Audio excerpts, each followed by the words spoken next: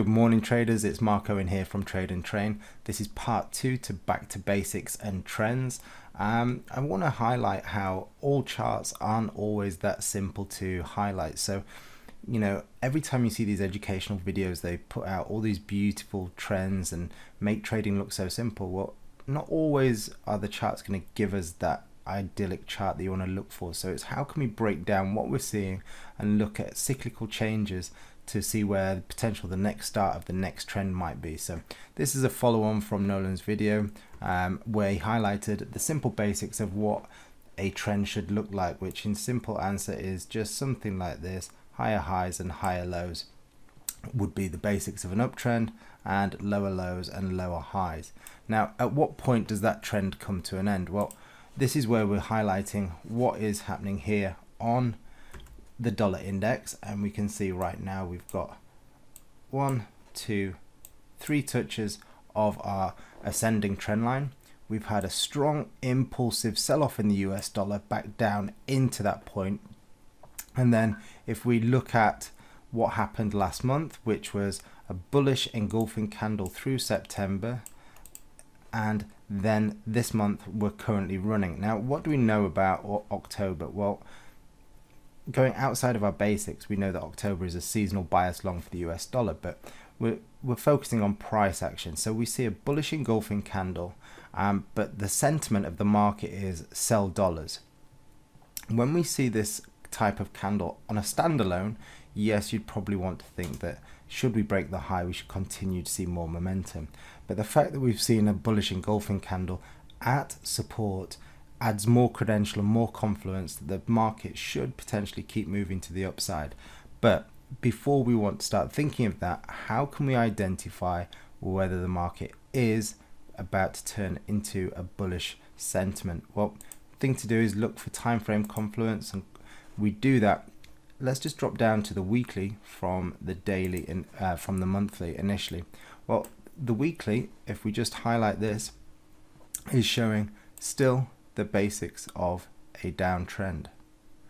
And right now, this bit here, this is still an impulsive move and could potentially head back down towards these lows to form a double bottom, and then either start to do this, or it's going to continue south and we're going to do something like that. How we make our next assessment is based on what happens as we drop down the time frames. So let's go back to the daily.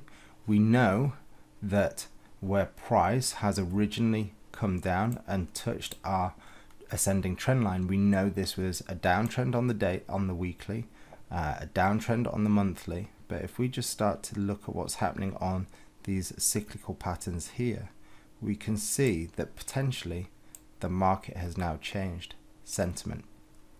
Now, what we've seen is we've seen a high here, a higher high here, excuse the writing because I'm drawing with a mouse, and we've seen a higher low. So that's a shift in sentiment. We've seen a trend change. Now, in order to have confirmation of price now moving back to the upside, we're just going to keep dropping down the time frame a little bit. Now, to drop down the time frame, you're going to be entering a little bit more aggressive than some. So the other way you can look at it is basically you have your trend line in here and you're looking for an impulsive move through there. That would confirm now that we're seeing that move not just on the daily, but it would also start to confirm that we're seeing that move on the weekly. And as we get through this high, that would be the monthly high, then we're seeing that correction taking place on the monthly, and we can expect to see further gains. So other ways of now identifying it, and rather than just looking at that trend line break, is we could start looking at something like the hourly and waiting for confirmation. So here's our daily, we've got our counter trend line, just drop down to the 1 hour time frame, and we're waiting to see price essentially break the trend line and change cyclical pattern.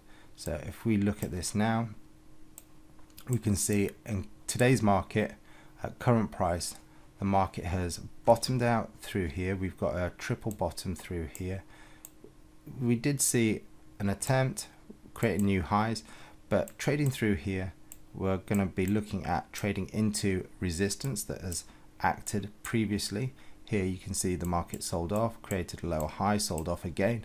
So getting entries around here is going to be low probability trades, but it will also give the higher reward. So you always got to think about where you're entering a market. You want to increase your probability of success as much as possible, at the same time giving yourself the opportunity to gain as much reward as possible. So I think essentially what you want to be looking at here is letting the market breaking above the counter trend line. It'll probably come somewhere into maybe the 93.80.